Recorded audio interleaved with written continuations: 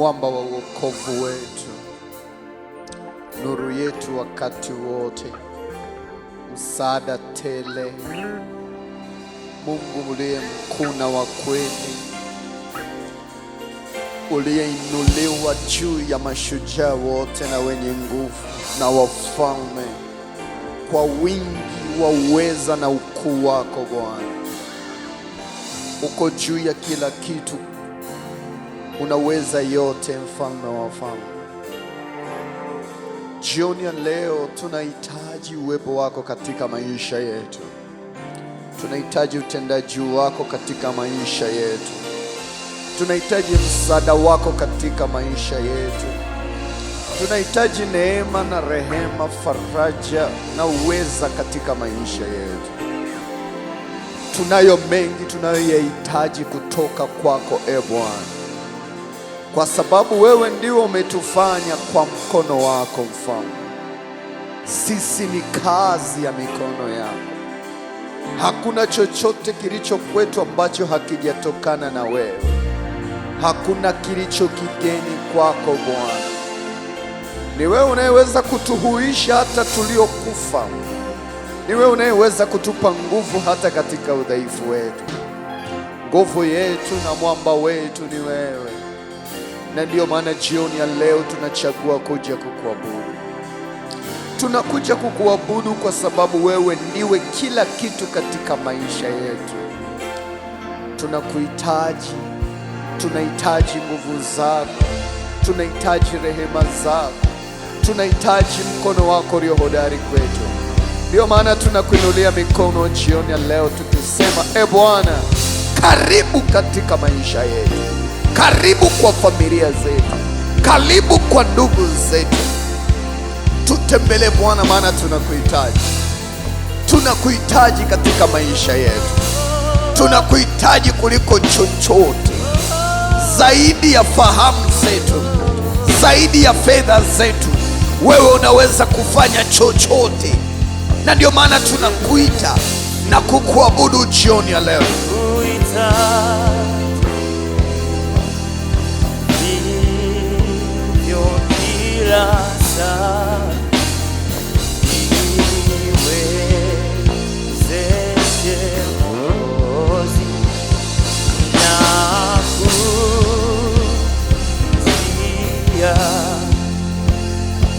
Yesu, nakuhitaji hivyo kila saa.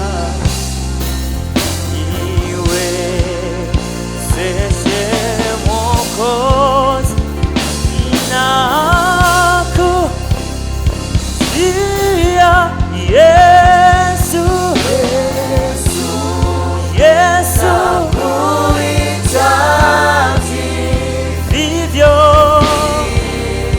vivyo kila saa. Niwezeshe Mwokozi, nakujia tena Yesu. Yesu, nakuhitaji vivyo kila saa. Niwezeshe Mwokozi, tena Yesu. Yesu, nakuhitaji vivyo kila saa. Niwezeshe wewe peke yako, nakujia. Sema tena, Yesu. Yesu, msaada wangu ni wewe Bwana, kila saa. Niwezeshe Mwokozi,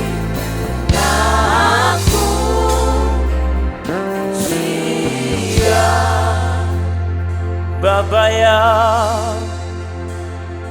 Baba ya nimerudi kushukuru Baba ya Baba yangu, Baba yangu, nimerudi kushukuru Baba yangu, Baba yangu, Baba yangu, nimerudi kushukuru Baba yangu, Mungu wangu, Mungu wangu, Mungu wangu, Mungu wangu,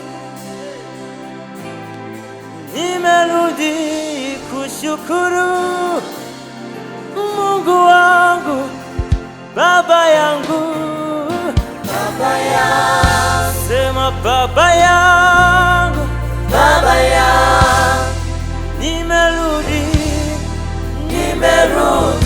kushukuru Baba yangu, Mungu wangu, Mungu wangu, Mungu wangu, Mungu wangu, nimerudi kushukuru Mungu wangu, Mungu wangu, tena Mungu wangu, Mungu wangu, Mungu wangu, Mungu wangu, nimerudi kushukuru Mungu wangu, Mungu wangu, wana wangu, Bwana wangu, wana wangu, Bwana wangu, yeah. nimerudi kushukuru Wana wangu, Bwana wangu, sema umekuwa nami, umekuwa nami, tembea, umetembea nami, nimerudi, nimerudi kushukuru yeah. Mungu wangu, Tena umekuwa nami, umekuwa nami, tembea, umetembea nami, nimerudi Bwana, nimerudi yeah. Mungu Tena wangu, sema umekuwa, umekuwa kila nami, siku umekuwa nami, umetembea nami, nimerudi, nimerudi kushukuru nimerudi. Mungu wangu, Tena umekuwa nami, umekuwa nami, umetembea, umetembea nami, nimerudi kushukuru Mungu wangu, Mungu wangu, Mungu wangu, hey, Mungu wangu, Mungu wangu, nimerudi. nimerudi kushukuru Unasema tukushukuru, Mungu wangu, sema Mungu wangu, Mungu wangu, wa kushukuriwa ni wewe Bwana, Mungu wangu, uko peke yako Bwana, nimerudi kushukuru Mungu wangu, we say Baba Baba yangu, yangu, Baba yangu, Baba yangu,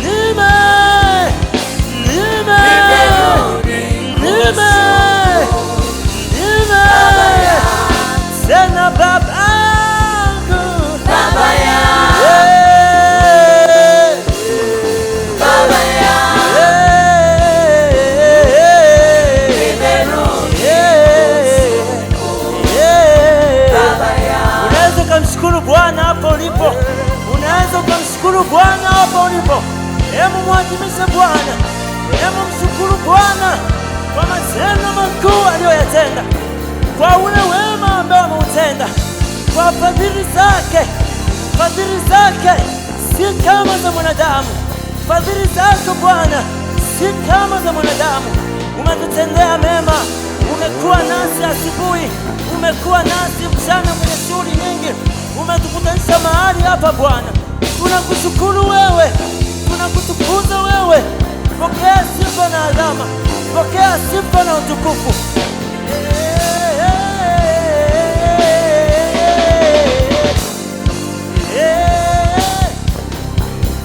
Unasema tuyaingie malango yako kwa kushukuru, tuingie nyumbani mwako kwa shukrani, tuje mbele zako kwa kushukuru. Umesema tushukuru kwa madogo, tushukuru hata kwa hayo madogo, tushukuru kwa vikubwa.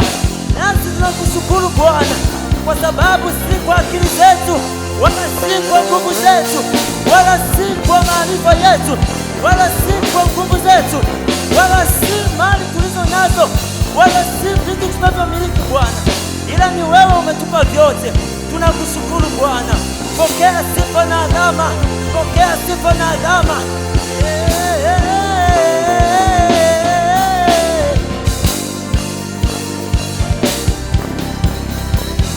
Mtu mmoja na mshukuru Bwana.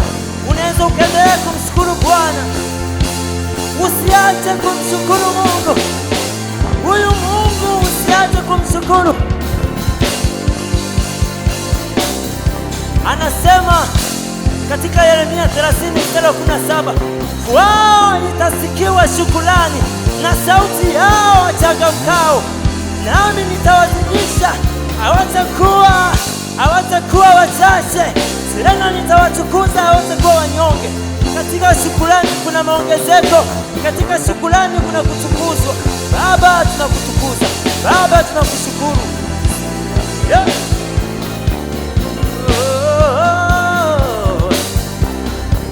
Sema Baba yangu, Baba yangu, Baba yangu, nimerudi kushukuru. Baba yangu, Mungu wangu, Mungu wangu, Mungu wangu, nimerudi kushukuru. Mungu wangu, umekuwa nami, umekuwa nami. Hebu sema maneno haya kwa imani. Umetembea nami. Mungu yuko mahali hapa anakusikia. Nimerudi kushukuru. Mungu anapendezwa na shukrani. Anawapenda wale wanaomshukuru kwa kila jambo. Wanapokuwa kwenye shida, wanapokuwa wamefanikiwa, wanapokuwa kwenye raha, wanapokuwa kwenye misiba, wanapokuwa kwenye vita, kwenye matatizo, anapendezwa na wale wenye mioyo ya shukrani. Unaweza ukasema maneno haya kwa imani. Mungu wangu, Mungu wangu, Mungu wangu, Mungu wangu, nimerudi kushukuru. Mungu wangu, Baba yangu, Baba yangu, Baba yangu, Baba yangu, nimerudi kushukuru. Baba yangu, Mungu wangu, Mungu wangu, Mungu wangu, nimerudi kushukuru. Mungu wangu, natamani niuone uso wako, nikuabudu.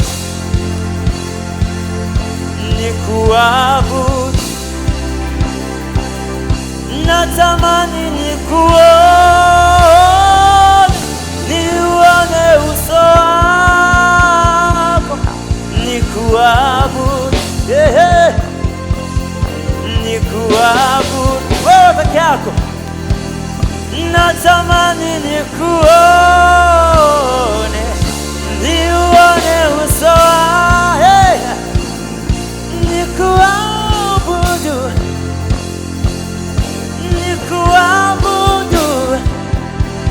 Natamani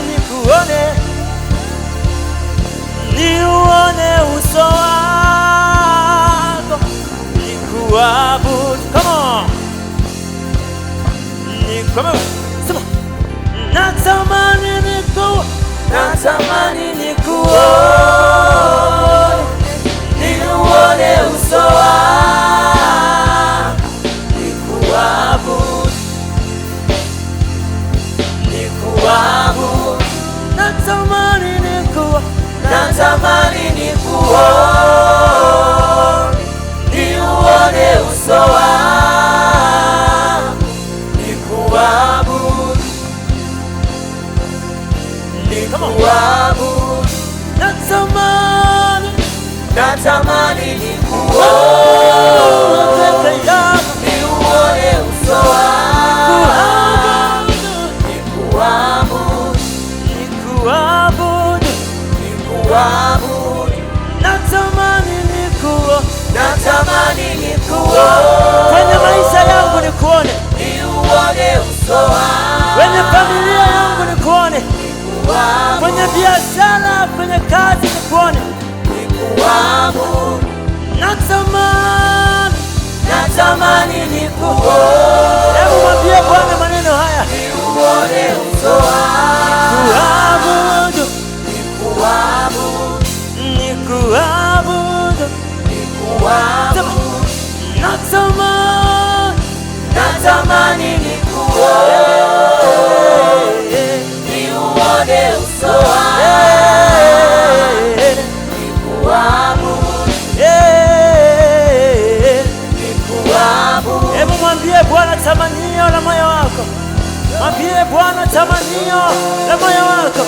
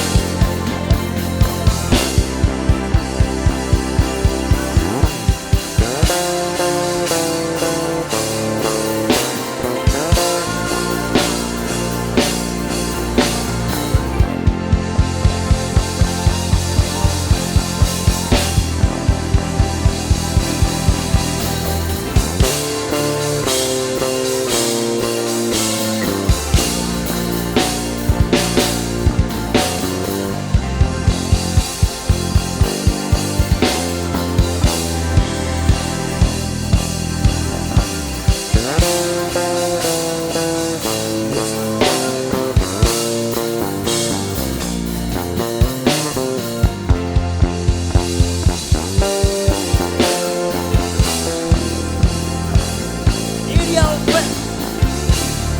Ay, ay, ay, ay. Yeah. Yeah. Yeah.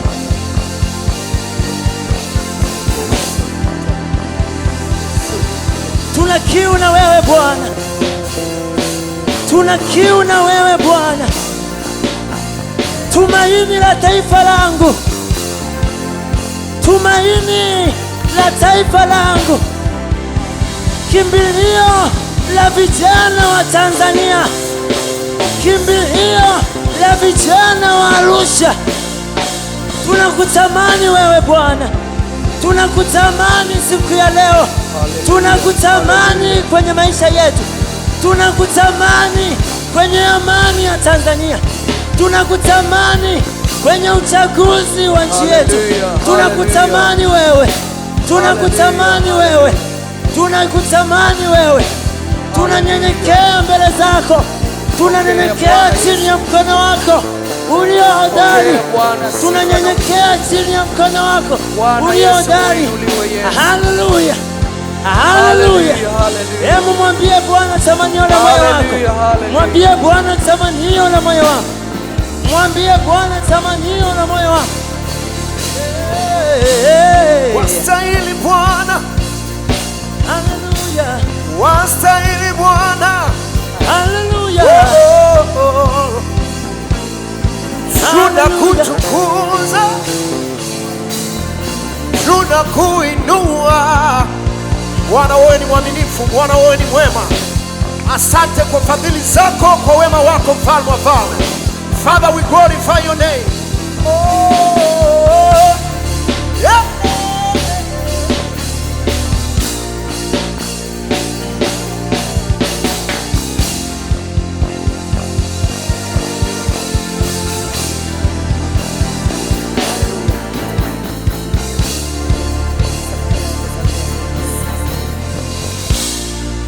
Biblia inasema, basi nyenyekeeni chini ya mkono wa Mungu ulio hodari, ili aweze kuwakweza, ili awakweze katika wakati wake.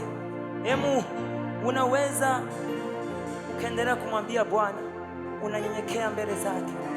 Nyenyekea mbele za Bwana, nyenyekea mbele za Bwana. Onyesha unyenyekevu mbele zake.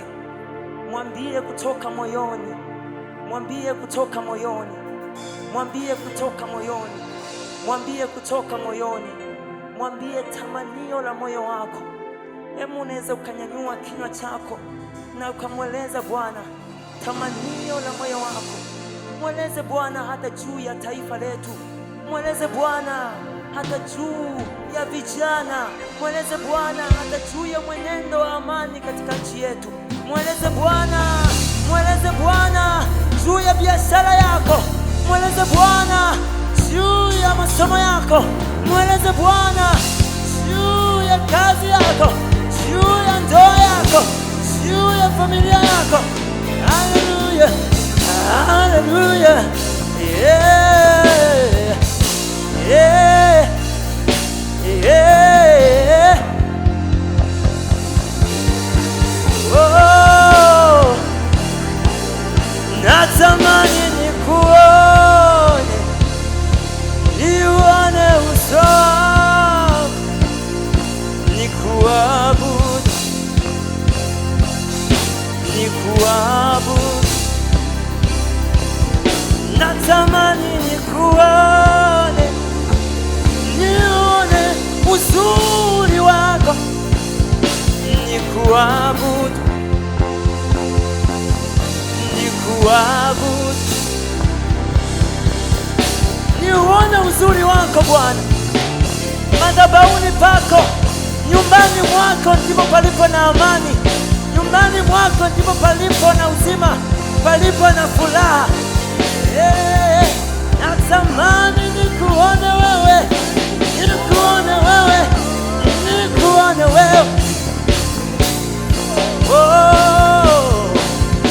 yeah, yeah, yeah. Natamani nikuone, niuone uso wako, nikuabudu, nikuabudu, nikuabudu. Natamani nikuone, niuone uso wako, niuone, nikuabudu, nikuabudu, nikuabudu. Natamani nikuone, niuone uso wako, nikuabudu, nikuabudu. Natamani nikuone, niuone uso wako, nikuabudu, nikuabudu, nikuabudu. Natamani nikuone, niuone uso wako, nikuabudu. Tumesimama mbele za Bwana jioni ya leo ya kipekee. Kwetu ni Mungu zaidi ya chochote katika maisha yetu. Peke yake ndiye huwa anatuponya na kutupigania. Msaada wetu wakati wote ni yeye Mungu. Ni nini ambacho kinaweza kututenganisha na huu upendo wa Mungu wa kweli? tunamwabudu tu kwa sababu tunampenda Mungu wetu, na tunasimama mbele yake kwa kicho tukisema asante kwa kila ulichokifanya Mungu katika maisha yetu. Yatambue yale ambayo Mungu ameyafanya katika maisha yako. Tazama alivyokomesha uadui na uovu ambao ungeyakamata na kuyaharibu maisha yako. Zitazame kazi za msalaba zilizosababisha wewe uweze kushinda kazi zote za shetani. Utazame upendo wa Mungu kwako siku zote. Mungu ametupenda kuliko chochote. Mungu ametuchagua kuliko yeyote. Tuna watu ambao wamepoteza maisha yao, wameanguka mikononi mwa adui, wanaishi maisha mabaya ya uovu. Wengine wamekamatwa na mifumo ya shetani, lakini sisi tumechaguliwa katika upendo wa kipekee. Tumeitwa kuwa wana wa ufalme, sio kwa sababu ya matendo yetu mazuri tuliyokuwa nayo. Hapana, si kwa matendo yetu hata tusipate kujivuna. Ni kwa kuwa tuliamini neno lake, na kwa neema akatuokoa kututoa dhambini. Aliitazama imani yetu kwake, na ndiyo maana ametutoa katika mfumo wa nguvu za giza. Biblia inasema ametuhamisha kabisa, na ametutoa kwenye ufalme wa giza, na ametuingiza katika ufalme wa mwana wa pendo lake. Ni upendo wa namna gani ambao Mungu ametuonyesha sisi, wa kuyatoa maisha yetu kutoka katika mifumo ya uharibifu. Yakumbuke maisha yako kabla ya kuwa na Yesu. Kumbuka jinsi dhambi ilivyochukua nafasi katika maisha yako. Kumbuka jinsi uovu ulivyoyatesa maisha yako. Lakini Yesu alikuja kukukomboa wewe. Ule ukombozi aliofanya pale msalabani ilikuwa ni sadaka ya kipekee. Alijitoa nafsi yake mwenyewe. Biblia inazungumza, makuhani walienda na dhabihu zao, walienda na dhabihu za watu kwa ajili ya kutangaza upatanisho kati ya watu na Mungu. Lakini Yesu aliingia patakatifu pa patakatifu kwa damu yake mwenyewe. Alitoa maisha yake, alitoa heshima yake, alitoa utu wake, alitoa nafasi yake kwa ajili ya wokovu wetu. Ile ni sadaka ambayo imebadilisha historia za maisha yetu. Ni dhabihu ambayo imekomesha mateso kwenye maisha yetu. Leo tutaweza kuita Aba, yani Baba, naye akayagusa maisha yetu. Ni kwa sababu tu ya ile sadaka aliyoitoa. Mungu anatufundisha jambo hili la kipekee, ya kwamba tunaweza tukatoa sadaka kwa Mungu. Tunaweza tukatoa vile ambavyo tunavyo, tukasema tutamtumikia Mungu, tutasababisha watu wengine waletwe kwa Yesu. Tunaweza tukavitoa tulivyo navyo ambavyo ni vya thamani, tukavitoa kuwa dhabihu takatifu mbele za Bwana, na ikaufungua mlango wa uingiliaji wa Mungu katika maisha yetu. Ni kweli, Biblia inasema Yesu alipojitoa kwa ajili yetu alionekana kama ameachwa, amekataliwa, amepuuzwa na Mungu, lakini alikuwa na kazi ya kutuokoa sisi. Wakati mwingine tunapotoa sadaka, mataifa wanaweza wakaona hatuna akili, na wanatuona hivyo kwa sababu hatujachagua kuitumikia miungu kama wao. Sikiliza, ni kushauri jioni ya leo, ile kazi aliyoianzisha msalabani Yesu, una nafasi ya kushiriki kuiendeleza. Injili, habari njema za ufalme wa Mungu, habari njema za ufalme wa Mungu, habari njema za ufalme wa Mungu, habari njema za ufalme wa Mungu. Katika Biblia kitabu cha Petro wa pili sura ya kwanza mstari wa 2 hadi wa 4, Biblia inasema, neema na amani ziongezwe kwenu kwa kumjua Mungu na Yesu Bwana wetu, kama vile uweza wake ulivyo na uungu uliotukirimia vitu vyote vipaswavyo uzima na utauwa, kwa kumjua yeye aliyetuita kwa utukufu na wema. Kwa hiyo tumepewa ahadi iliyo kubwa mno na ya thamani, ili kwa hizo mpate kuwa washirika wa asili ya Mungu, mkiepuka na uharibifu uliomo duniani kwa sababu ya tamaa. Biblia inatupa picha juu ya nafasi ya Mungu katika maisha yetu, nafasi ya upendo wa Mungu katika maisha yetu, nafasi ya baraka za Mungu katika maisha yetu. Huyu Petro anazungumza na sisi jioni ya leo juu ya neema ya kipekee ambayo inaweza kututofautisha na mambo yote tunayoyaona katika dunia. Anasema Kristo ameyabadilisha maisha yetu. Anasema tupate kuwa washirika wa asili ya Mungu, wa asili ya Mungu. Petro anazungumza nini? Anazungumza tutakapoweza kufahamu namna ya kuwa yule Mungu anayemhitaji, namna ya kuwa yule Mungu anayemtafuta. Anasema neema na amani ziongezeke kwenu kwa kumjua Mungu na Yesu Kristo Bwana wetu. Tunaposimama mbele za Mungu kumwabudu na kumsifu, tunaposimama mbele zake kupeleka ibada ya sadaka, ni lazima tufanye kama tunajua kile tunachokifanya. Moja kati ya eneo lenye nguvu kwenye maisha ya mwanadamu ni eneo la ibada.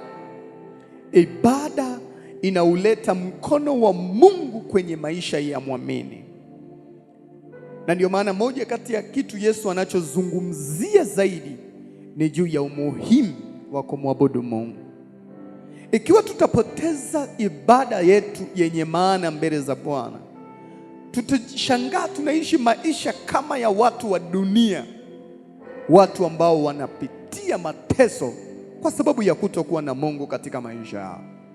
Lakini Petro anatufundisha kitu cha kipekee jioni ya leo, ya kwa ufahamu wetu katika Mungu ndio utakaoleta sababu ya ushindi katika hatua zote tulizonazo.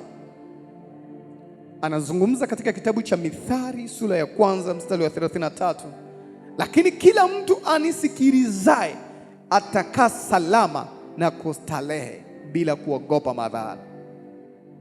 Yaani ukiweza kukaa na kuelewa Mungu nini anazungumza na wewe na ukakifuata, anasema utakaa salama na kustarehe. Hakuna ahadi ya Mungu juu yako kuteseka. Na ndio maana hata Mithali 12:21 anasema mwenye haki hatapata madhara. Anasema waovu ndio wanaojaa taabu. Mwenye haki ni mtu anayekaa katika njia ambayo Mungu ameiweka. Katika sura ya 11 ya kitabu cha Waebrania imezungumza juu ya uwepo wa imani na sadaka vinapoandamana. Na mwandishi wa Waebrania anajaribu kutuonyesha nguvu ya imani katika sadaka, na anatuonyesha umuhimu wa kusimama na sadaka zetu mbele za Bwana kila wakati, bila kujali kiwango cha uchumi tulio nao, bila kujali hali ya familia zetu ilivyo, bila kujali sasa hivi tunahitaji nini. Ikiwa tunaonyesha umuhimu wa Mungu wetu, tunauruhusu utendaji wake kwetu. Ukiona hauwezi kumtolea sadaka Mungu, uwe na uhakika umezuia utendaji wa Mungu kwenye maisha yako wewe mwenyewe, kwa sababu Mungu anatazama moyo wako kwake. Unampenda kwa kiwango gani? Ukiangalia Mungu alivyokuwa anashughulika na Ibrahimu, alikuwa anashughulika naye kwa sababu ya utiifu wake kwake. Watu wengi wangetamani Mungu awe anafanya kirahisi, lakini Mungu anautazama moyo wako. Anatazama kama unamchukulia Mungu ni wa muhimu kutoka kwenye maisha yako. Je, unaweza ukatoa sadaka ambayo inakwenda kumtendea na kumheshimisha katika jamii? Unapotoa sadaka yako, inaposimamisha huduma, inaposapoti kazi ya Mungu, je, unajua heshima hii ni kwa ajili ya Kristo? Je, wajua hii injili inayohubiriwa ni kwa ajili ya Kristo Yesu, si kwa ajili ya umaarufu wala mwanadamu wa aina yote. Hata kama tungekuwa tunafanya kwenye media, sio kusudi la sisi tuwe maarufu, bali ni kwa kusudi Kristo ajulikane kila mahali. Ikiwa unajua kile unachokifanya mbele za Bwana, uwe na uhakika huwezi kuangamizwa na adui hata siku moja. Watu walio na Mungu hulindwa na kila uharibifu ambao ungetokea. Tunaposimama mbele za Bwana kumtolea sadaka, usitake kuonyesha kama sio kitu cha muhimu kutoka kwako, au kufikiri utafanya wakati mwingine. Fanya kwa sababu unauona umuhimu wa Mungu sasa, na hii ndiyo itakayofungua mlango wa ubariki wa kimungu katika maisha yako. Bila kujali huzuni ya muda mrefu uliyoipitia, bila kujali nguvu za giza zilivyokutesa, Mungu anaingia kwenye maisha yako na kunyamazisha huzuni hiyo. Yule aliyekuwa tasa kwa miaka kadha wa kadha, alipowaona wale malaika wanaenda Sodoma na Gomora na kutoa vilivyo bora kwa ajili yao, Biblia inazungumza kitu cha ajabu. Ile ahadi ambayo Mungu alimtabilia muda mrefu ndipo ilipotimia. Mungu anaangalia unamuona ni muhimu kiwango gani. Kwa sadaka inakuonyesha wewe unamchukuliaje Mungu.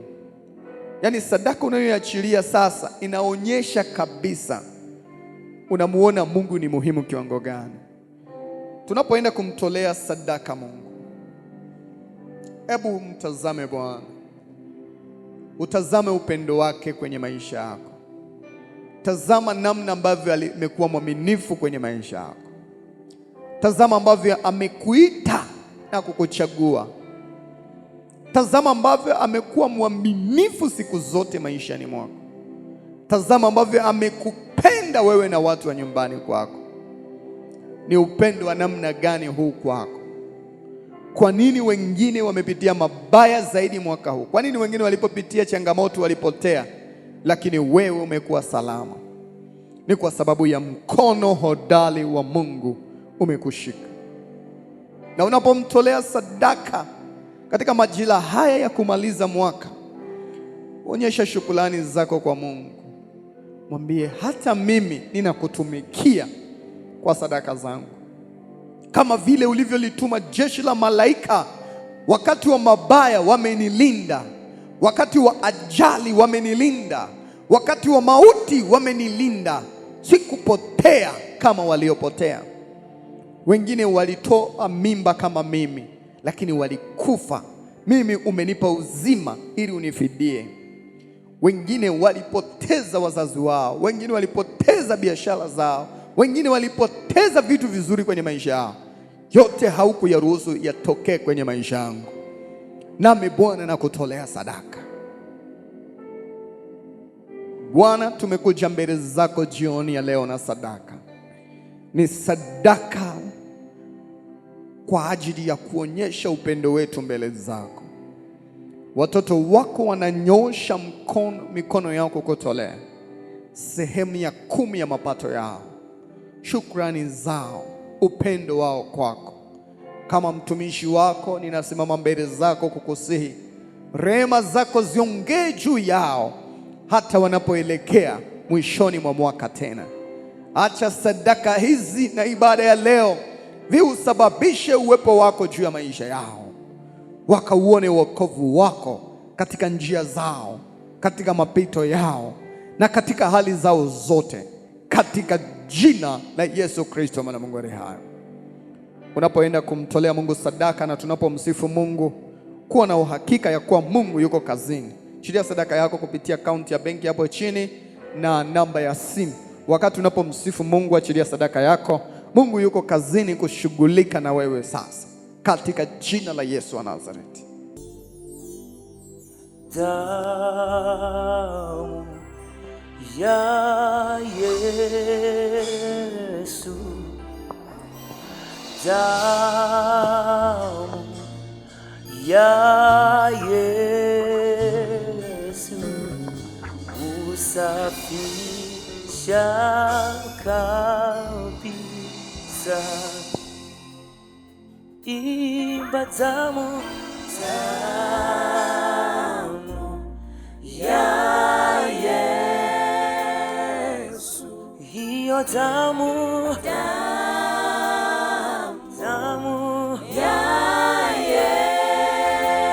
Yesu, hiyo damu ya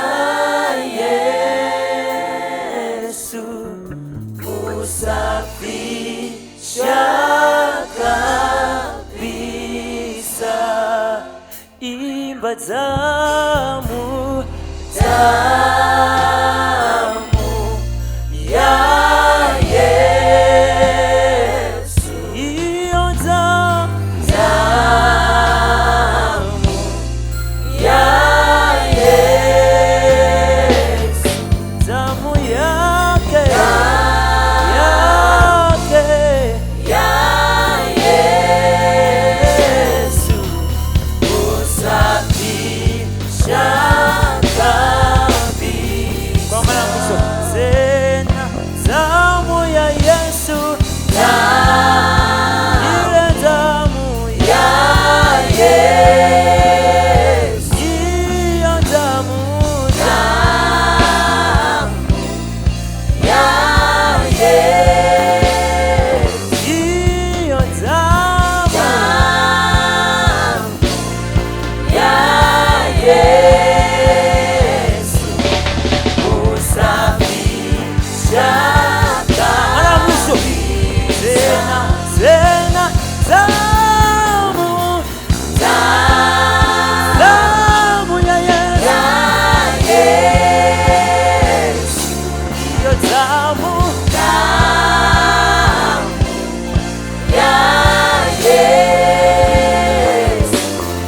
damu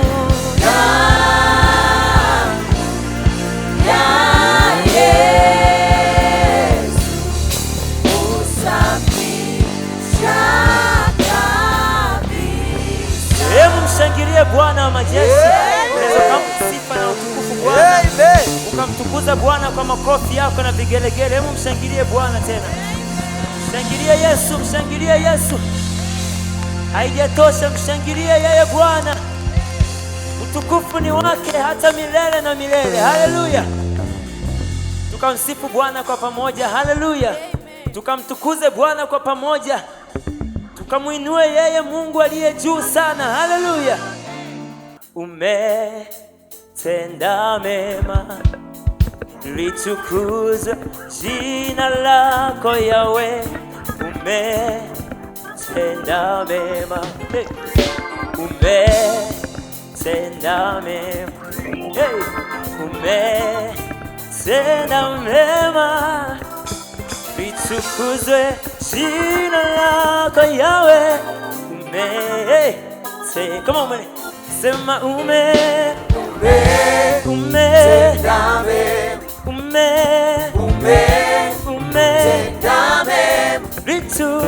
litukuzwe jina lako Yawe, umetenda mema,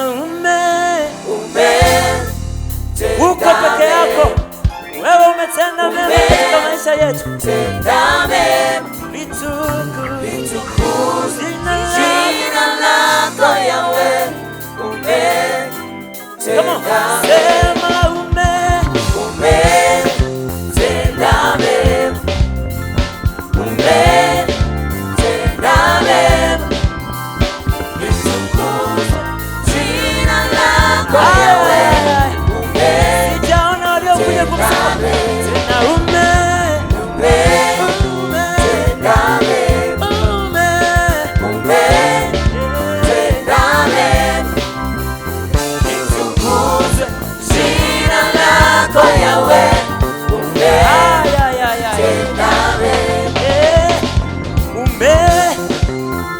mema Bwana,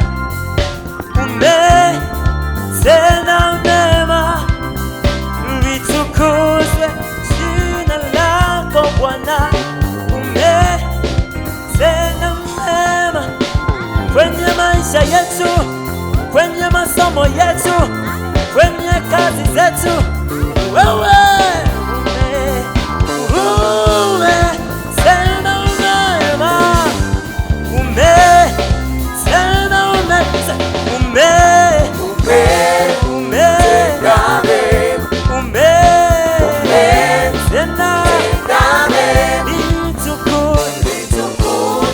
jina lako Yahweh, umetenda mema.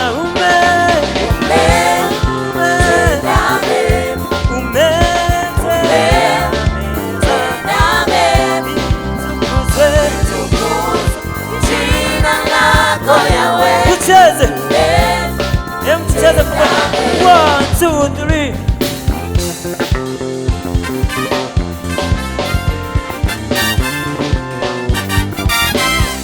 Tucheze kwa Yesu.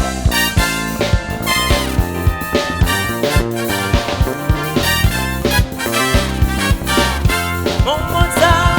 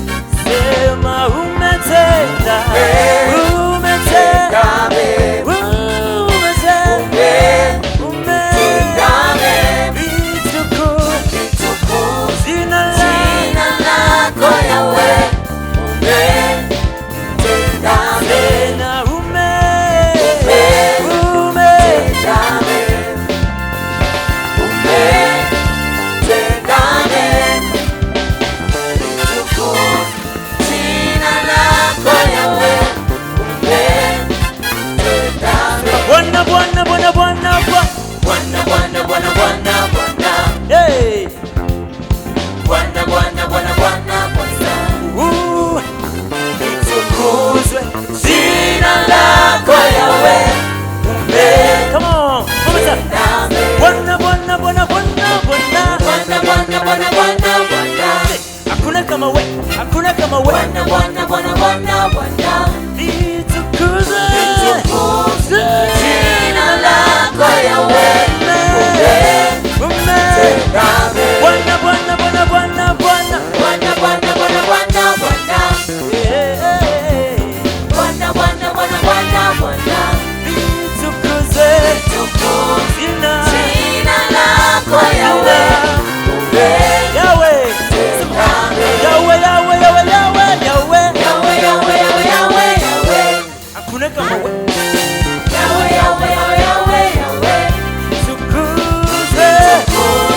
jina lako Yahweh,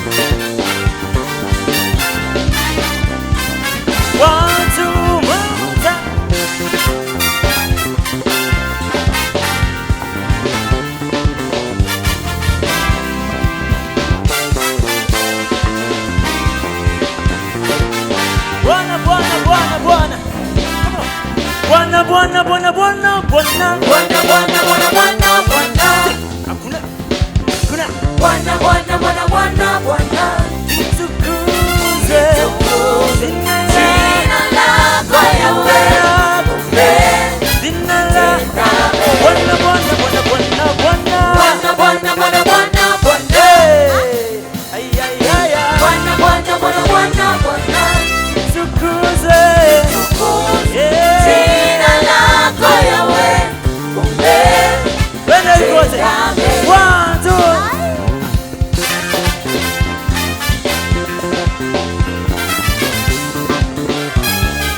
One, two.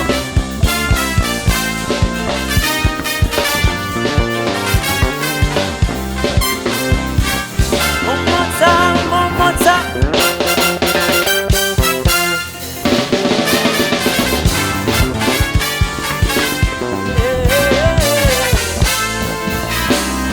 On the drum, on the drum, on the drum, on the drum. Come on. Bwana, Bwana, Bwana, Bwana, Bwana. Bwana, Bwana, Bwana, Bwana, Bwana, Bwana, Bwana, Bwana, Bwana, Bwana, litukuzwe jina lako Yahweh, Tamka maneno haya. tenda mema. Yahweh, Yahweh, Yahweh, Yahweh, Yahweh. Yahweh, Yahweh, Yahweh, Yahweh, Yahweh,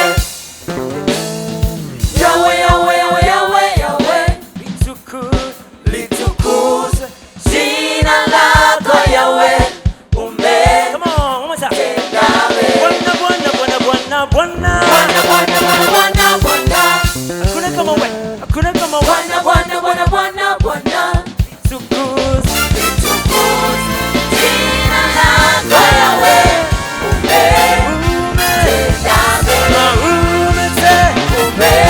Umetenda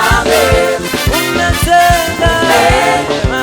Tenda mema. Litukuzwe jina lako Yahweh, Ya mwisho. umetenda mema.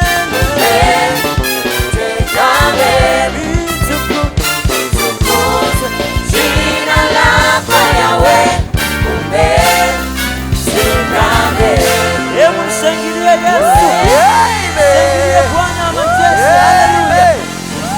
Haleluya. Haleluya, haleluya. Haleluya, haleluya. Wewe Yesu unastahili sifa na utukufu. Wewe Bwana unastahili heshima na adhama. Unastahili kuabudiwa. Unastahili kuabudiwa.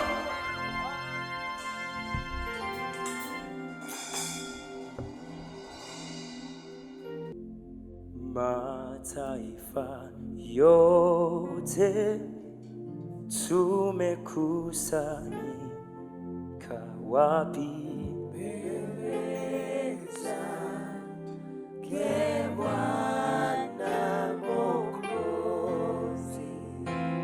Mataifa yote tumekusanyika wapi?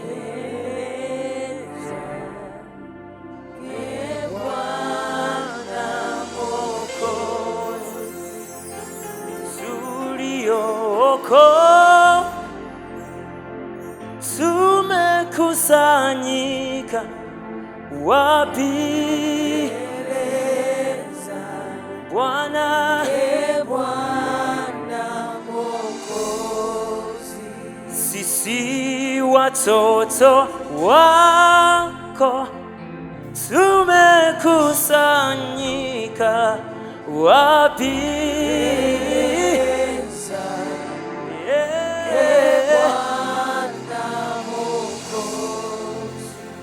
Sisi watoto wako tumekusanyika wapi?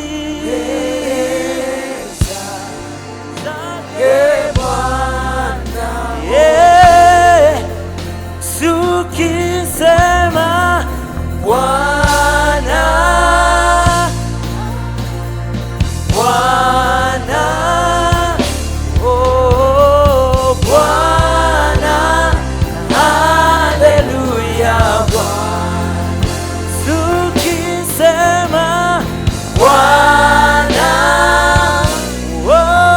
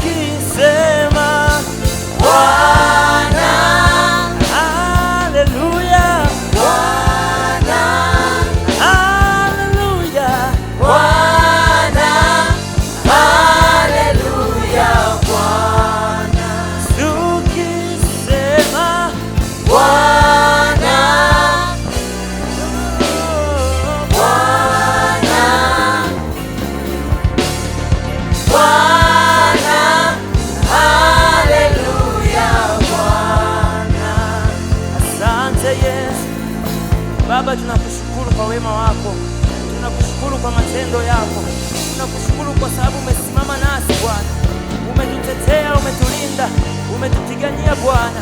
Ndio maana tunasema Bwana, ndio maana tunakiri jina lako, ndio maana tunalitia jina lako. Wewe unastahili sana Bwana, wewe umeinuliwa sana Bwana, wewe umetukuka sana Bwana. Tunakurudishia sifa na adhama, tunakurudishia sifa na utukufu, kwa sababu unastahili peke yako, kwa sababu unastahili peke yako, kwa sababu unastahili peke yako, kwa sababu unastahili peke yako. Baba, tunakutukuza Baba, tunasema asante Baba, asante kwa upendo wako, asante mfalme wa amani, asante Yesu, asante Yesu. Haleluya.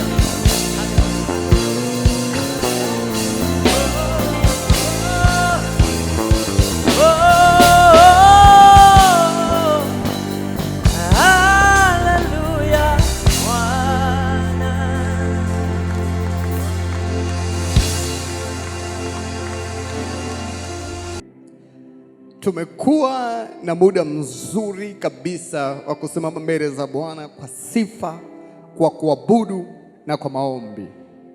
Ninajua tunamwabudu Mungu kwa sababu ni Mungu katika maisha yetu, ni Baba katika maisha yetu, naye ni Mwokozi katika maisha yetu.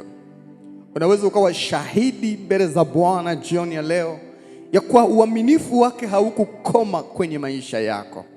Tangu ulipoianza Januari hata sasa ni Disemba, ni kweli mkono wa Bwana haukupungua juu ya maisha yako. Wakati mwingine ulijaribiwa, na wakati mwingine ulipita katika magumu, na wakati mwingine ulipita katika mateso. Mungu mkuu hakukuacha. Biblia inazungumza juu ya wale Shadraka, Meshaki na Abednego. Walijaribiwa hata kuingia kwenye tanuru la moto, lakini hawakuangamizwa na ule moto. Ndivyo ilivyokuwa kwenye maisha yako mwaka 2025. Tunaona habari za Danieli, tunaona habari za kina Daudi ambao walishinda makano ya simba, ambao walishinda vita na wafalme wa ugeni. Walisimama hodari kwa sababu walikuwa na Mungu mwenye nguvu katika maisha yao. Hakika Mungu yule ndiye amekuwa Mungu kwetu siku zote. Unaweza ukalitambua hili, na ndilo linaloweza kuleta utukufu wa Mungu kwenye maisha yako. Mwandishi wa kitabu cha Ufunuo anasema, nao wakamshinda kwa damu ya mwana kondoo na kwa neno la ushuhuda wao. Ninajua tunajiandaa kuingia mwaka mpya, mwaka 2026. Ni muhimu kutambua mkono hodari wa Mungu juu ya maisha yetu kwa yale aliyoyatenda kwenye maisha yetu mwaka 2025. Tuna mambo manne ya kuzingatia kabla hatujaingia mwaka mwingine. Jambo la kwanza, kumshukuru Mungu kwa uhai na baraka zote ambazo amekujalia katika maisha yako. Kumshukuru Mungu. Tunamshukuru Mungu kwa sababu tunatambua kibinafsi ya kwamba bila rehema zake tusingeweza kusimama. Kumshukuru Mungu ni kutazama mkono wake ulio hodari juu yetu, ambao umetupigania katika magumu na mabaya yote, tumevuka salama. Na ikiwa huwezi kumshukuru Mungu kwa kila alichokifanya mwaka 2025, uwe na uhakika hutoweza simama hata kuomba kwa ajili ya mwaka 2026. Unaweza ukapuuza swala la kumshukuru Mungu, lakini madhara yake yanaweza yakawa ni makubwa katika maisha yako. Biblia inasema, tazama mshtaki wenu Ibilisi kama simba angurumaye ametupwa kwenu. Shetani akigundua Mungu amefanya kazi kwenye maisha yako na wewe hujaitambua nafasi ya yeye amekuwa Bwana, amekuwa Mwokozi, shetani husimama kushughulika na maisha yako. Na ndio maana watu wengi wanaanguka vibaya baada ya ushindi wa kwanza. Lakini wewe unaweza kuwa mtu wa tofauti, kusimama mbele za Bwana ukasema, kwa kweli Mungu umenitendea yale ambayo kwa kweli bila mkono wako ulio hodari adui angenimeza. Kwa kufanya hivi utauruhusu mkono wa ushindi kwenye maisha yako. Sikiliza nikwambie, upendo wa Mungu utadhihirika kwako baada ya kumshukuru. Usipojifunza kumwambia Baba, ninakushukuru kwa nafasi ulionipa ya kuishi tena mwaka 2025. Watu wamekufa, watu wameangamia, watu wameanguka kiuchumi, watu wamepoteza kazi zao, watu wamepoteza watoto wao, waume zao, wake zao, wapendwa wao. Mungu haukuruhusu haya mabaya kwenye nyumba yangu. Mungu haukuruhusu aibu hii nyumbani kwangu. Mungu haukuruhusu magonjwa mabaya yanipate. Haukuruhusu hata yale magonjwa yaliyonipata yaniangamize. Ukiweza kusimama kwa mtazamo huu, una uwezo wa kushinda katika nafasi inayofuata ya mwaka 2026. Lakini unapotambua baraka ambazo Mungu ameachilia juu yako. Baraka, nilikufundisha nikakwambia, baraka ni nguvu ya uwezesho inayokusaidia kushinda ambapo usingeliweza kushinda, na laana ni nguvu inayokudhoofisha kushindwa mahali ambapo ungeliweza kushinda. Unaona, mfalme mmoja anaitwa Balaki. Balaki alipogundua liko taifa ambalo limemwangusha Farao aliyekuwa natisha kama nini, ameangusha Edom, ameangusha Amaleki na mataifa kadha wa kadha, akasema hakika jeshi letu haliwezi kuangusha hawa watu, sisi tutatafuta mtu anayeweza kulaani. Sasa angalia, katika maisha tunayoishi tumezungukwa na ajenti wa shetani ambao kila siku hunena mabaya juu yetu, yamkini pasipo kujua. Lakini baraka za Bwana ndizo ambazo zinasababisha ule unabii wa shetani kutokutimia katika maisha yetu. Na hii lazima uelewe, baraka za Mungu zinaachiliwa kupitia mtu, na laana za kishetani zinaachiliwa kupitia mtu. Watu wao wanasema, mchungaji huwa ana matamko mengi. Sikiliza nikwambie, kama nisipotamka, adui atatamka kwenye maisha yako, adui atatamka kwa watoto wako, adui atatamka kwa uzao wako. Lakini nataka nikwambie, ukitambua ya kwamba ni kwa baraka za Bwana. Bwana alinibariki, ule uchawi haukuniangusha. Bwana alinibariki, hayo maono mabaya na ndoto mbaya hazikutimia kwenye maisha yangu. Ninamshukuru Mungu kwa sababu ya baraka. Kwa unayo sababu ya kujiandaa kumshukuru Mungu kama unataka kuingia mwaka 2026 kwa ushindi. Na ibada hii ya shukrani itakuwa ya kipekee tarehe 25 ya mwezi wa 12, siku ya Christmas kwa dunia. Lakini sisi tutakuwa na sadaka maalum ya shukrani mbele za Bwana. Lakini jambo la pili ambalo linakupa ushindi juu ya mwaka 2026, yani unapotaka kuvuka kutoka 25 kwenda 26, unajua umri wako unaongezeka. Na kama umri wako unaongezeka, kuna mambo yanatakiwa yaongezeke pia. Unajua kuna watu wanaongezeka miaka, lakini uchumi hauongezeki, maono hayaongezeki, familia haziongezeki. Sasa umedumaa katika upande mmoja. Kama unatamani kupiga hatua, jambo la pili ni kutubu kwa yale makosa uliyoyafanya mwaka 2025. Neno kutubu watu huwa wanachanganya na confess, yani kukiri. Sasa mimi sizungumzie swala la kukiri ambalo unaweza ukafanya kwa mchungaji wako, unaweza ukalifanya kwa padre, unaweza ukalifanya kwa askofu wako. Lakini tunapozungumzia kutubu, ni neno linaloimanisha repent, yani geuka. Na hata Yesu kabla ya kuanza kazi yake alitakiwa aje mtu atakayeitengeneza njia yake, kuruhusu ujumbe wa Mungu kufika mioyoni mwa watu. Makosa tunayoyafanya, yani zile tabia tulizonazo zinaweza kusababisha hata neno la Mungu lisije kwetu. Yanaweza kusababisha hata baraka za Mungu zisiishi ndani yetu. Sasa wewe unafahamu, kwa mfano, unajua kabisa wewe swala la kumtolea Mungu sehemu ya 10 zaka limekuwa gumu mwaka 2025.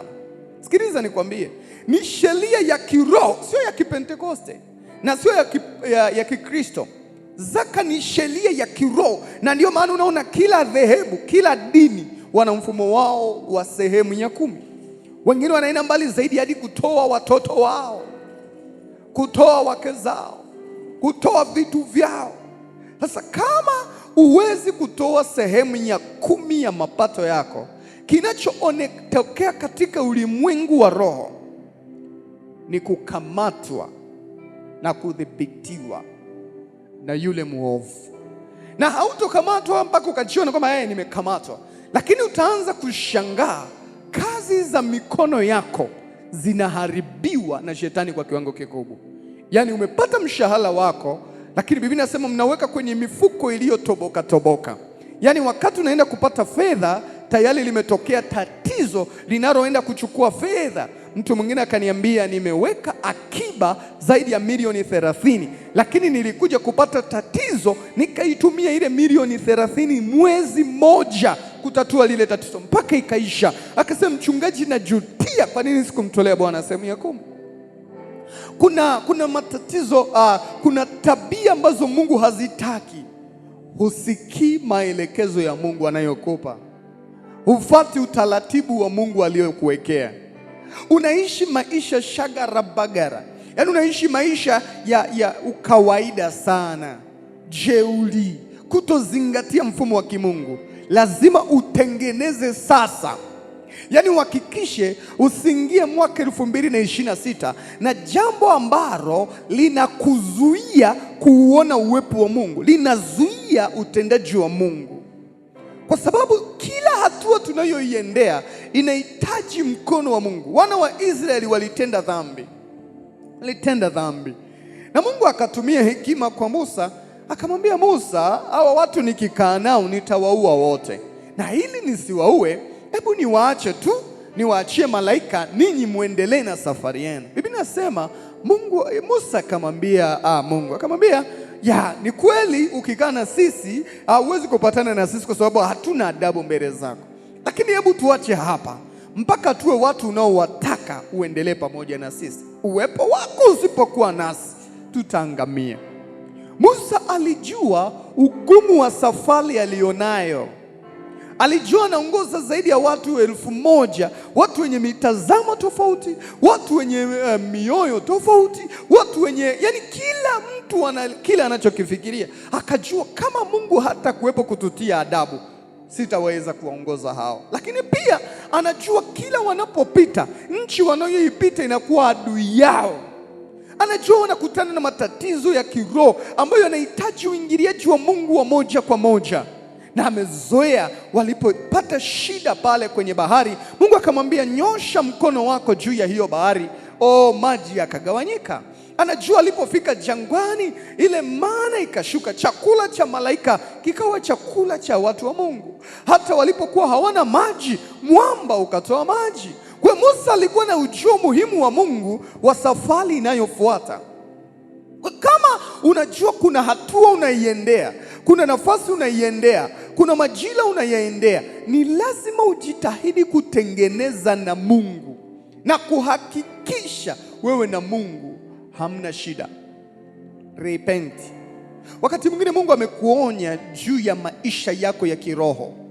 Unaamini nini? Kuna watu wanaamini vitu vya ajabu kabisa. Kuna watu wanamdharau Mungu kabisa. Kuna watu wanaishi maisha yao kama wataishi milele, hawajali juu ya ufalme wa Mungu. Repent. Kila makosa ulionayo unayoyafanya mbele za Mungu, hakikisha unayaondoa kabla hujaingia mwaka 2026. Lakini jambo la tatu, ni lazima kutafuta mwongozo wa kimungu juu ya mwaka 2026. Mungu anakupa njia gani ya kuiendea? Mungu Biblia inazungumza wakati Daudi anapambana na Sauli. Aliwahi kurudi kambini, akakuta familia yake na familia ya jeshi lake zimetekwa na maadui. Biblia inasema Daudi alimwendea Bwana akamuuliza, hawa watu waliochukua familia yangu nitawapata? Biblia inasema Mungu akamwambia utawapata, wapandie. Mungu akamwambia wapandie. Kutafuta mwongozo wa kimungu. Watu wengi wanaenda wenyewe. Watu wengi wanafuata mfumo wa kimaisha na kielimu. Lakini kama haujui Mungu anachokuongoza, kwa mfano mwaka jana nilikwambia ulikuwa ni mwaka wa kupanda mlima. Mungu alinionyesha. Na kweli kwa mwaka jana 2024 ulishuhudia. Mwaka huu Mungu aliniambia ni mwaka wa marudio, na hata mimi mwenyewe kuna mambo mengi yamerudia kwenye maisha yangu. Mwezi wa 12 Mungu alianza kuniambia juu ya Gosheni, Mungu kutuweka eneo lililo salama. Mungu aliniambia nitawaweka watu wangu eneo lililo salama, katika hatari zote hazitawapata, katika mabaya yote hayatawapata, na kwa ajili yao nitaiponya nchi yao, kwa ajili yao nitaondoa hatari zote. Unapojua mwongozo wa Mungu, unapofuata ramani ya Mungu, uwe na uhakika safari yako ya ushindi itakuwa ni bora kupatikana katika maisha yako, itakuwa ni rahisi kudhihirika kwako. Lakini kama utaanza kuishi na kuenenda mwenyewe, mambo mengi utajikuta unapotea, unaenda bila mwongozo wa kimungu, unafanya mambo ambayo ni ya kibinadamu, utafeli. Watu waliofanikiwa wote wanaelewa na kujua juu ya nafasi ya ulimwengu wa roho. Huwa hawawadharau watu wa rohoni, hawawadharau watumishi wa Mungu au watumishi wa shetani. Ni kwa sababu wanajua nini wanacho hawa watu. Sasa nataka uelewe, kama utapata picha ya namna Mungu anavyokupa, anavyotaka uende, utauona ushindi wa kipekee mwaka 2026. Lakini jambo la 4 ni kushughulika na minyororo ya kiroho, ajali, vikwazo na nguvu za shetani zilizojipanga kukudhibiti mwaka 2026. Yaani adui humshambulii wakati wa mashambulizi. Biblia inasema muonapo wakati wa amani ndio wakati wa vita.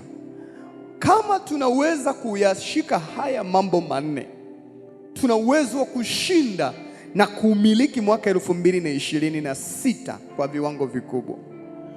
Habakuki anasema kitu cha kipekee katika ile Habakuki sura ya 3 mstari wa 2. Habakuki alikuwa ni moja kati ya manabii waliokuwa wanamuomba Mungu, anazungumza na Mungu juu ya taifa. Sasa katika ile sura ya 3 mstari wa 2 anasema, E Bwana, nimesikia habari zako nami nimeogopa. Anasema, E Bwana, fufua kazi yako katikati ya miaka. Katikati ya miaka tangaza habari zake. Katikati ya ghadhabu kumbuka rehema. Ukisoma katika Biblia ya King James Version, tukitafsiri kwa Kiswahili, anasema, Bwana, nimezisikia sifa zako nami nimekuogopa. E Bwana, fufua kazi yako katikati ya miaka. Katikati ya miaka tangaza habari zako. Anasema katika ghadhabu kumbuka rehema. Habakuki alikuwa ni mmoja kati ya prophet anayemsisitiza Mungu kufanya kazi zake za ajabu tena kama alivyofanya kwa taifa la Israeli hapo zamani. Na alikuwa anawatia watu wa Mungu katika nyakati ngumu kuwa wanaweza kuamini ya kuwa Mungu yupo kazini. Habakuki anazungumza kitu cha kipekee sana. Anajua kabisa Mungu hajatuacha, Mungu hajatutelekeza. Anaweza kusimama na sisi tena katika maisha yetu. Anaweza kutuponya tena, anaweza kutupigania tena, anaweza kutubariki tena, anaweza kutuonyesha tena, anaweza kutuendeleza tena katika maisha yetu. Isaya nabii anasema katika ile sura ya 43 mstari wa 18 na 19, anasema, usiyakumbuke mambo ya kwanza wala usiyatafakari mambo ya zamani. Katika mstari wa 19 anasema, tazama nitatenda neno jipya, sasa litachipuka. Je, hamkujua sasa? Nitafanya njia jangwani na mito ya maji nyikani. Isaya anazungumza, anasema Ni kweli mwaka 2025 unaweza ukawa ni mwaka wako umepitia kuuguza au kuugua. Unaweza ukawa ni mwaka ambao umejaribu kuanzisha hiyo biashara imeshindwa. Unaweza ukawa ni mwaka ambao ulikusudia kuolewa ile imeshindikana. Unaweza ukawa ni mwaka ambao ulikusudia kwenda masomoni lakini imeshindikana. Unaweza ukawa ni mwaka ambao ulimwamini Mungu katika mambo kadha wa kadha lakini hujayaona katika maisha yako. Yamkini ulikuwa unatamani kuhamia kwenye nyumba yako. Yamkini ulikuwa unatamani kuanzisha kampuni yako. Biblia inazungumza katika kitabu cha Isaya, usikumbuke ulivyoshindwa mwaka 2025. Usitafakari adui alivyosimama mwaka 2025. Anazungumza nasema, Mungu asema, tazama nitatenda jambo jipya. Mungu anataka kutenda na kuumba jambo jipya kwenye maisha yako. Na anasema litachipuka. Pale ambapo ulikuwa hakuna tumaini, hapo ndipo linapochipuka tumaini la kimungu. Hapo ambapo palikuwa hapana uzima, ndipo unapochipuka uzima wa kimungu.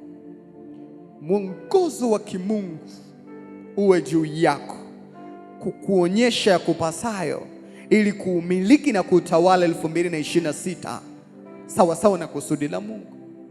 Baraka za Mungu ziachiliwe juu yako na kwa familia yako ili uweze kufanikiwa kuvuka mwaka 2025 na kuingia 2026 katika jina la Yesu. Bila kujalisha laana za mauti, bila kujalisha laana za magonjwa, bila kujalisha laana za ajali, hayatatimia hayo, ili neno la Bwana lipate kusimama na kujulikana Mungu unayemwabudu katika jina la Yesu wa Nazareti aliye hai.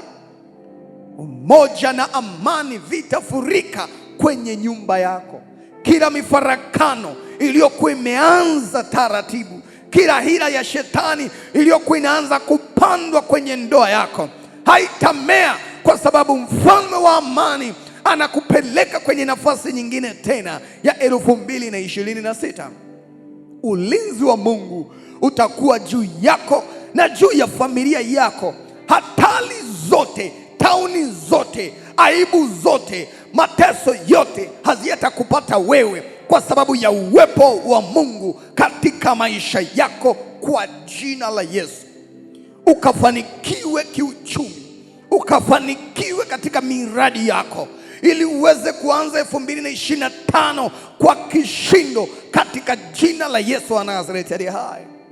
Natangaza afya njema juu yako na juu ya wapendwa wako katika nyumba yako. Hakuna magonjwa yatakayoondoa viungo vyenu. Hakuna magonjwa yatakayoondoa uzima wenu. Hakuna magonjwa yatakayoharibu afya zenu katika jina la Yesu wa Nazareti aliye hai. Ninaomba juu ya hekima juu yako na juu ya wapendwa wako katika jina la Yesu. Pokea hekima ya kimungu upate kufanya maamuzi sahihi sawa sawa na kusudi la Mungu unapoelekea mwaka 2026 katika jina la Yesu wa Nazareti aliye hai. Uliyemwamini Mungu kwa ajili ya shule, pokea neema itakayokuwezesha kwenda hatua unayoitamani katika jina la Yesu. Wewe ambaye umekuwa ni mtu wa huzuni, misukosuko na kutoelewa katika ndoa yako, mimi ninakuombea katika jina la Yesu. Furaha ya Bwana itaachiliwa juu yako, na kwa ajili ya ndoa yako utukufu wa Bwana utadhihirika katika jina la Yesu wa Nazareti aliye hai. Ninaomba juu yako jioni ya leo, ninatangaza juu yako jioni ya leo, madhara na uovu havitakukaribia. Utavuka salama mwaka 2025. Natangaza ukuaji wa kiroho juu yako na juu ya familia yako. Hamtaonewa na nguvu za giza kwa namna yoyote ile katika jina la Yesu wa Nazareti aliye hai. Rehema na neema za Mungu viongee juu yako. Uzuri wa Mungu ukadhihirishwe kwako, naye adui asiwe na nguvu juu ya maisha yako. Kila vifungo vilivyokuwa vinanyemelea familia yako na visikupate wala watoto wako katika jina la Yesu wa Nazareti aliye hai. Haijalishi changamoto ambazo umekuwa ukizipitia, ninakutangazia pokea ushindi unaodumu kuanzia sasa katika jina la Yesu wa Nazareti aliye hai. Baraka za Mungu zikuwezeshe kuvuka kila kizingiti mbele yako, kupokea fursa mpya kwa ajili ya 2026, kushinda kila majaribu ambayo yameandaliwa juu yako mwaka 2026. Neema ya Mungu na rehema za Bwana ziongee juu ya usalama wa familia yako, hata kama tuko katika kipindi cha hatari ambacho shetani anazunguka kutafuta mtu ili ammeze. Ninaomba na iwe nuru kwenye familia yako, na iwe hekima na uwazi katika kila maamuzi unayoenda kuyafanya mwaka 2026. Ninaomba kwa kila mmoja unayemwamini Mungu, pokea neema ya kuvuka salama mwaka 2025. Nenda katika kusudi la Mungu bila kuzuiliwa na nafasi wala kitu chochote, katika jina la Yesu Kristo mwana Mungu aliye hai. Ninakuombea kuanzia sasa, baada ya ibada hii na kuendelea, kila roho ya kuchelewa iliyokuwa inaishi ndani yako ikuachie katika jina la Yesu. Ninatangaza kila sababu ya kutokuolewa, sababu ya kutoanza biashara, sababu ya kutoendelea mbele, sababu ya kucheleweshwa kupata kazi, hiyo sababu na iondoke juu yako katika jina la Yesu. Ninavunja kuchelewa kuolewa katika jina la Yesu. Ninavunja ucheleweshwaji wa malipo yako katika jina la Yesu. Ninavunja ucheleweshwaji wa shughuli za kielimu juu yako kwa jina la Yesu. Ninavunja kila ucheleweshwaji wa kuzaa watoto katika jina la Yesu wa Nazareti aliye hai. Ninavunja kila ucheleweshwaji wa uzima wa kupona huo ugonjwa katika jina la Yesu wa Nazareti aliye hai. Ninavunja kila ucheleweshwaji katika masuala yote ya kisheria juu yako katika jina la Yesu wa Nazareti aliye hai. Ninavunja kila ucheleweshwaji wa mahusiano yanayoanza na hayafiki katika eneo ambalo mlikusudia katika jina la Yesu wa Nazareti aliye hai. Ninavunja kila kilichokuwa kinasababisha usiende hatua inayofuata katika jina la Yesu. Wewe ambaye umeambiwa hiyo nyumba hautokaa ndani yake, haitaisha, nasema huo unabii wa kipepo hautatimia. Ninavunja ucheleweshwaji wa kukamilisha mipango yako katika jina la Yesu wa Nazareti aliye hai. Ninakuombea jioni ya leo, pokea ushindi juu ya nguvu zote za giza. Pokea ushindi juu ya ngome zote za kiroho. Pokea ushindi katika kila eneo utakalokuwepo. Haijalishi kuna roho za ukandamizaji, wewe pokea ushindi katika jina la Yesu. Pokea ushindi katika vita na ajali na mifumo yote ya adui juu ya maisha yako. Hautodhurika na hautaguswa katika jina la Yesu wa Nazareti aliye hai. Mipango ya adui ninaifuta juu ya maisha yako. Ninatangaza uhuru kutoka katika utumwa wako. Ninatangaza amani mahali palipo na machafuko. Ninatangaza kuanzia leo uione nuru ya Bwana katika maisha yako. Wiki hii furaha ya Bwana itadhihirika kwenye maisha yako. Jumatatu yako imebarikiwa na Bwana. Jumanne yako imebarikiwa na Bwana. Jumatano yako imebarikiwa na Bwana. Alhamisi yako imebarikiwa na Bwana. Ijumaa yako imebarikiwa na Bwana. Jumamosi yako imebarikiwa na Bwana. Jumapili yako imebarikiwa na Bwana. Hautakuwepo mlango wa adui kuyafikia maisha yako katika jina la Yesu Kristo mwana Mungu aliye hai. Wewe na uzao wako mmebarikiwa na hamtashindwa na hila za shetani katika jina la Yesu wa Nazareti aliye hai. Uwe na wiki ya baraka na umalize mwaka kwa ushindi na kishindo cha ajabu, kwa sababu Bwana Mungu wa majeshi yu upande wako katika jina la Yesu wa Nazareti.